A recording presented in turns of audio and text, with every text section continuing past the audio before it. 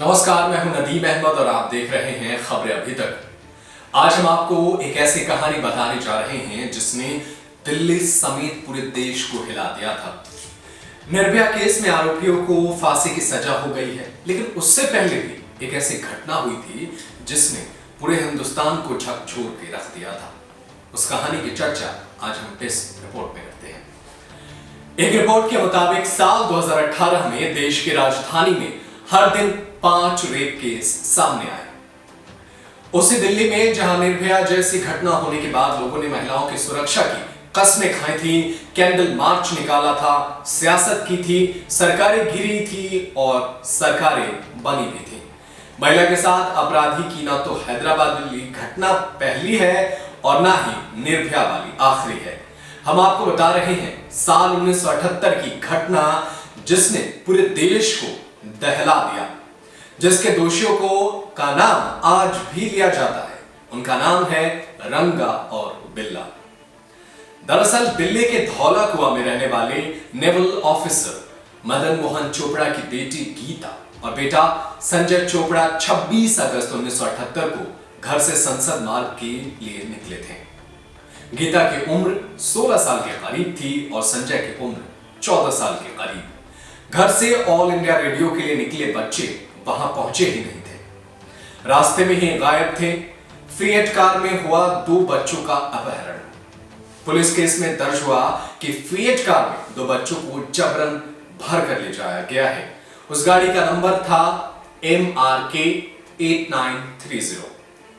Navy officer की इन 2 बच्चों को लेकर सर्च ऑपरेशन पूरी रात चला, लेकिन कोई सफलता नहीं मिली। पुलिस की टीम यूपी, हरियाणा और पंजाब तक खोजबीन की, लेकिन कोई पता नहीं चला। 29 अगस्त को एक चरवाहे को एक लड़की की लाश मिली। ये गीता का लाश थी जो सड़क से 5 मीटर की दूरी पर पड़ी थी।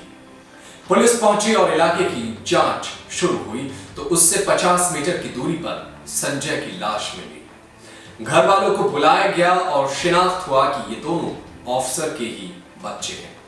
ताज्जुब करने वाली बात यह थी कि संजय की जेब में रखे पैसे और गीता की उंगली में सोने की अंगूठी अब भी थी, जिससे यह मतलब निकाला गया कि लूट के इरादे से उनका अपहरण नहीं हुआ था। पोस्टमार्टम रिपोर्ट में खुलासा हुआ कि दोनों का 26 अगस्त की रात 10 बजे के करीब मर्डर हो गया था। ऑटोप्सी रिपोर्ट में यह पाया गया कि गीता का रेप नहीं हुआ था। आधिकारिक तौर पर भी डॉक्टर से बताने की हालत में नहीं थे कि गीता के साथ रेप हुआ या नहीं।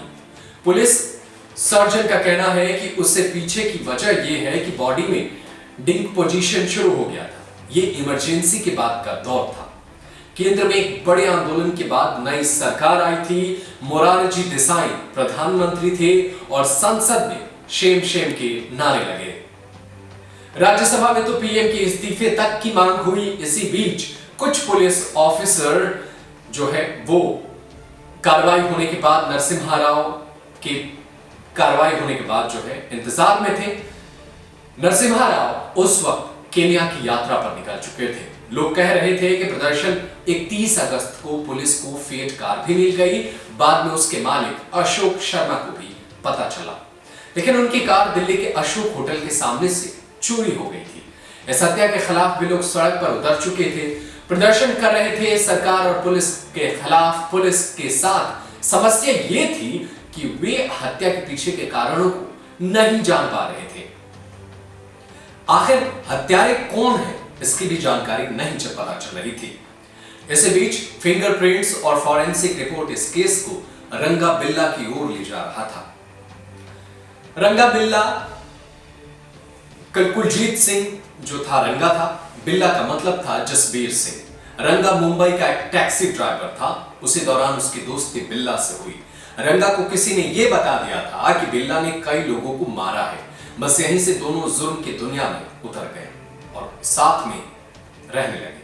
फिंगरप्रिंट और फॉरेंसिक रिपोर्ट के आधार पर पुलिस ने रंगा बिल्ला की तस्वीर कई जगह लगा दी।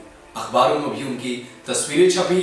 सड़कों से लेकर रेलवे स्टेशन तक पुलिस सादी वर्दी में उनकी तलाश कर रही थी।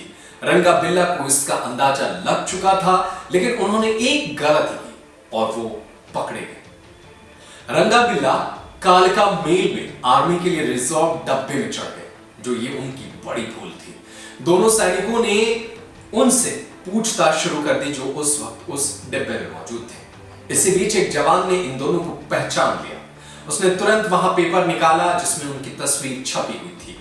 पहचान होते ही उन्होंने दोनों को पकड़ लिया और इसके बाद उन्हें पुलिस को सौंप दिया गया। पुलिस पूछताछ में उन्होंने धीरे धीरे सारी जानकारी दी। बयान के आधार पर डीएनए सबूत जुटाए गए। सेशन कोर्ट ने इन्हें फांसी की सजा दी। इसके बाद हाई कोर्ट ने भी सेशन कोर्ट के फैसले पर मुहर लगा दी।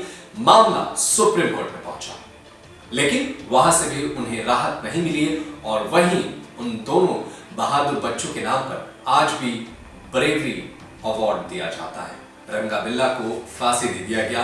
भारत में यह पहला वक्त था जब किसी दो व्यक्ति को एक साथ फांसी दी गई थी, वो थे रंगा बिल्ला।